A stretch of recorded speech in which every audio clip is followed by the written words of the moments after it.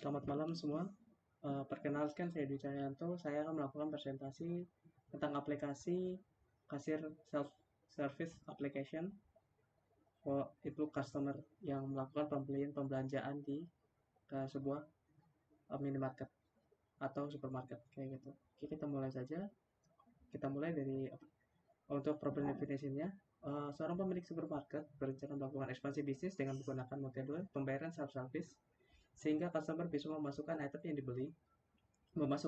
dibeli dan harga item yang dibeli dan fitur yang lain.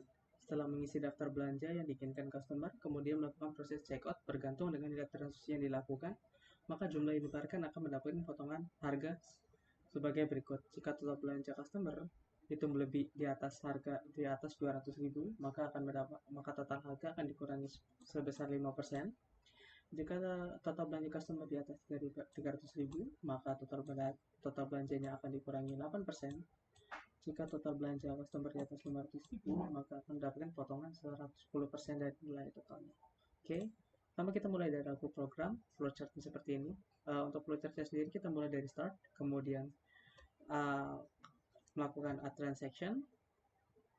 Add transaction ini customer memasukkan nilai nama, jumlah item dan harga. Kemudian dalam pemasukan inputan itu dimasukkan ke dalam dictionary. Kita masukkan ke dalam dictionary yang berarti dalam kelas. Kemudian kita proses kayak gitu. Kita proses bila ada perubahan item, maka kita akan ada lagi decision tree-nya. Decision-nya kemudian apakah item dirubah, maka akan disarankan menggunakan reset item yang akan menghapus semua data yang ada di dalam dictionary item ini. Kemudian jika tidak, apakah ada yang ingin dihapus? Untuk dihapus sendiri, fitur ini akan memacu kepada nama itemnya. Bila nama itemnya ingin dihapus, maka data harga item, nama, dan jumlah akan dihapus juga dari dictionary tersebut. Jika tidak, kalau ingin berubah nama, maka menggunakan fitur update item name. Jika ingin berubah harga, maka update change price dengan menggunakan fitur update harga. Jika mau merubah quantity, maka update jumlah dengan fitur update jumlah. Jika itemnya tidak ada perubahan lagi, maka bisa melakukan check order. Gitu. Jika muncul error, berarti ada inputan item atau customer yang ada inputan error di customer yang harus diperbaiki. Maka bisa menggunakan fitur change item lagi.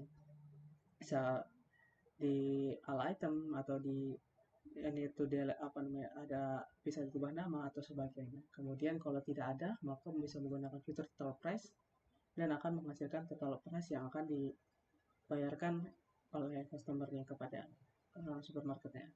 Kemudian pertama kita untuk fitur yang ada di program kasir antara lain adalah add item, yaitu menambahkan fungsi ke dalam itemnya seperti ini. Kemudian item nama fungsi. Untuk nama fungsi sendiri dia akan melakukan popping akan merubah nama menggunakan nama baru. Jadi untuk nama lamanya akan dirubah dalam variabel sementara, kemudian nama baru akan diinisiasikan ke dictionary yang sudah ada. Untuk update juga sama, kita target juga data listnya mulai dari 0, kita nama itemnya sebagai acuan, maka kita ubah jumlah yang baru gitu. Untuk harga sendiri dia menggunakan menambah sama seperti ke atas, kita merubah harganya kepada harga yang baru.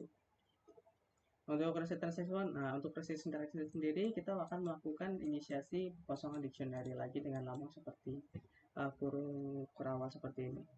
Kemudian untuk share order sendiri dia akan melakukan pengecekan apakah data yang dimasukkan sudah sesuai dari inputan customer itu sesuai dengan urutan yang akan misalnya customer salah memasukkan nama item malah ke jumlah item, maka dia akan mengeluarkan error yang ada. Setiap error ya ini adalah Anda salah atau belum memasukkan nama jumlah harga atau item. Bila ini terlewati tidak ada error, maka prosesnya data dictionary itu kita masukkan ke dalam data frame menggunakan fitur pandas, library pandas kayak gitu. Kita inisiasi kolom itemnya, kemudian kita rubah menggunakan formatnya, stylenya menjadi markdown. Oke, kemudian kalau kita kasih perintah pemberitahuan kalau pesanan sudah benar. Kalau sudah, kemudian kita untuk mengetahui jumlah yang diperlukan customer yang dibayarkan oleh customer, maka menggunakan fitur total price. Untuk total price-nya sendiri, dia akan bergantung dengan total transaksinya. Jika transaksinya lebih dari 200.000, maka customer akan mendapatkan di bawah 300.000, customer akan mendapatkan potongan 5%. Jika customernya kalau transaksinya di lebih dari 300.000, di bawah 500.000, maka customer akan mendapatkan 8%. Jika total transaksinya adalah 500.000, maka transaksinya akan mendapatkan 10% kayak gitu. Dalam fitur bila khususnya melakukan mungkin ya, oke. Kemudian kita melakukan test case. Tesnya dilakukan menggunakan file Jupyter Notebook baru. Nanti mulai menggunakan import file yang akan digunakan. Jadi kita import dulu scriptnya. Nama scriptnya adalah main. Kita menggunakan fitur import main. Kemudian kita inisiasi kelas menggunakan main.class. Setelah inisiasi kelasnya berhasil, maka item belanja kemudian masukkan dengan fungsi add item. Kemudian bila item sini kita masukkan ayam goreng, harganya 20.000 dengan ada 2 item, kemudian pasta gigi kita masukkan 3, harganya 15.000. Setelah berhasil mengirimkan item belanja customer, maka akan bisa menyatakan item telah masuk dalam daftar belanja. Setelah melakukan item, oke, kemudian kita lakukan delete item pasta gigi, kemudian kita melakukan check order. Nah, kalau tes ketiga adalah menghapus menggunakan reset item. Kalau di sini kita ada fungsi program akan menampilkan Anda berhasil menghapus daftar belanja bila sudah selesai.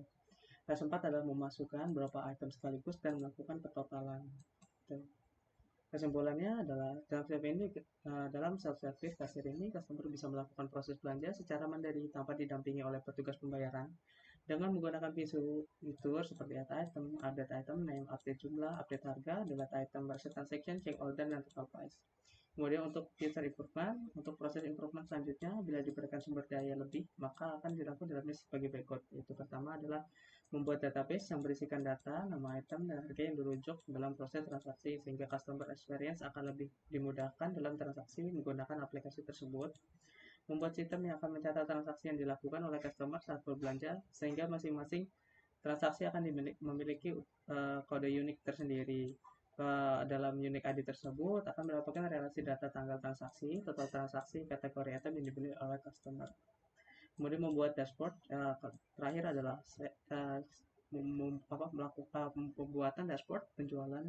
Data transaksi akan terupdate secara real time dan transaksi yang dilakukan oleh customer untuk mengetahui salesnya penjualan. Oke, terima kasih.